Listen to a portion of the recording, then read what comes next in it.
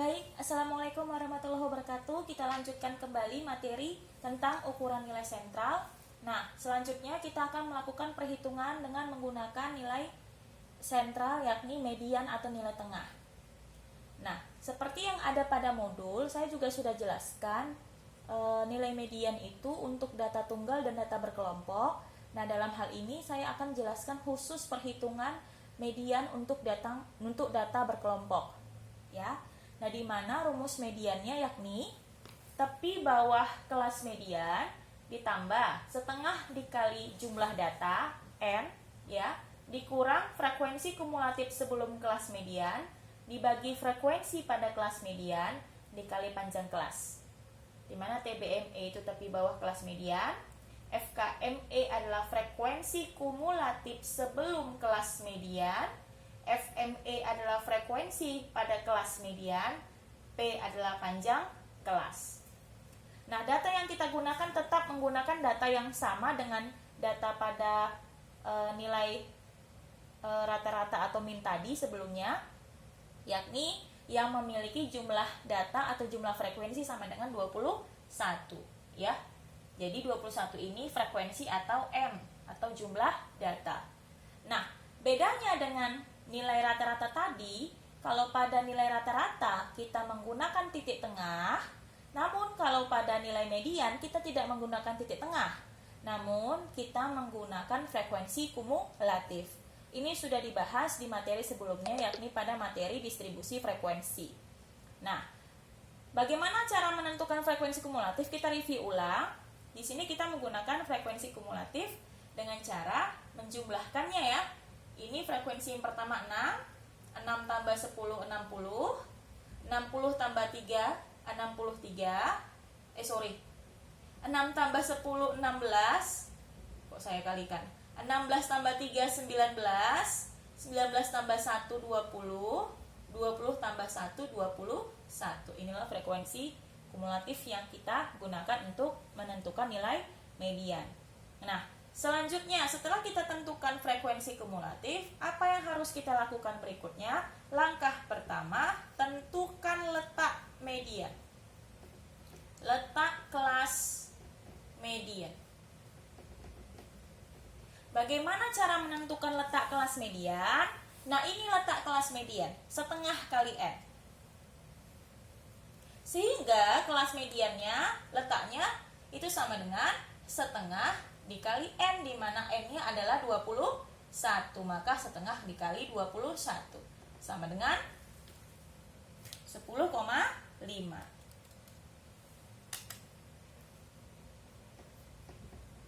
Nah, ini kan bilangan berkoma, Bu. Gak ada masalah. Boleh kita misalkan mau bulatkan, Bu, 10,5. Nah, karena 10,5 ini nilai 5-nya ini di bawah atau sama dengan 5, kurang atau sama dengan 5, maka dia kita bulatkan ke bawah menjadi sama dengan 10, ya, sama dengan 10. Nah, di mana letak kelas mediannya? Kita perhatikan pada frekuensi kumulatif, ya. Data ke-10 ini berada pada interval yang mana? Perhatikan untuk frekuensi kumulatif pada interval pertama, dia 6. Apakah 10 ada di dalam 6? Tidak. Ya, maksimumnya 6 di sini. Berarti 10 tidak ada di sini. Apakah 10 ada di dalam 16? Ya. Kenapa? Karena 16 itu adalah maksimalnya 16. Data ke-16 maksimalnya. Berarti 10 ini, data ke-10 ini ada di dalam data ke-16. Oke? Maka didapatilah berada pada interval yang kedua, yakni 48 hingga 53. Nah, setelah kita tentukan di mana letak kelas mediannya, yakni di interval kedua 48 sampai 53, langkah kedua adalah kita tentukan frekuensi tepi bawah kelas median, ya.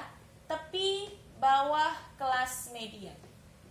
Nah, caranya bagaimana menentukan tepi bawah kelas median? Batas bawah kelas median dikurangi 0,5. Mana batas bawahnya? Ini batas bawahnya, 48. Ya, maka tepi bawah kelas median adalah 48 dikurang 0,5, di mana nantinya hasilnya menjadi 47,5. 47,5. Itulah tepi bawah kelas median. Nah, berikutnya apa yang akan kita tentukan? Berikutnya kita tentukan yang ketiga adalah frekuensi kumulatif sebelum kelas median, FKME. Frekuensi kumulatif sebelum kelas median.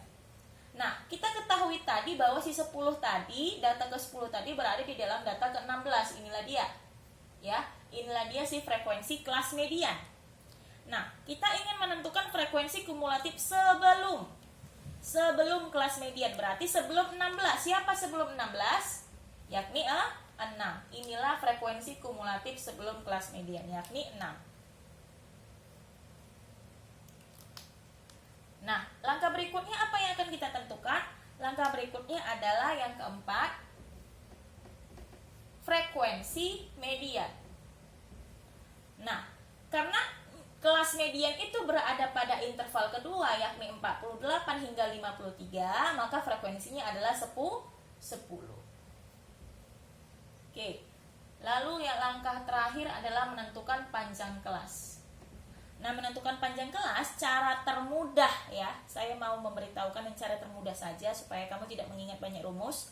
Cara termudahnya yakni kamu hitung saja batas paling bawah hingga batas paling atas untuk setiap interval kelas, karena ini setiap interval kelas memiliki panjang kelas yang sama ya. Jadi ambil saja sembarang, misalkan interval kelas pertama 42, kamu hitung dari 42, 43, 44, 45, 46, 47. Berarti ada berapa? Ada 6.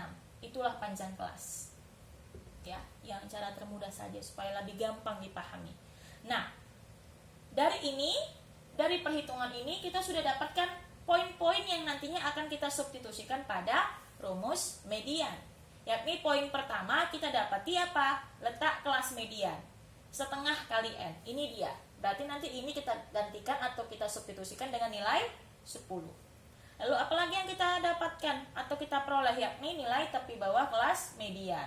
Kita dapati 47,5. Nanti di sini kita substitusikan nilai 47,5.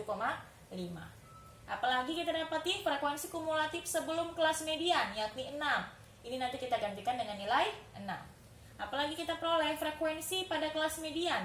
Yang ini ya kita gantikan dengan 10. Dan yang terakhir panjang kelas. Kita punya panjang kelas sama dengan 6. Itulah hal-hal atau item-item yang kita perlukan dalam menentukan nilai median. Semoga sampai sini Anda paham. Nanti akan saya lanjutkan mensubstitusikan item-item yang sudah kita peroleh ke dalam rumus menentukan nilai median pada data berkelompok.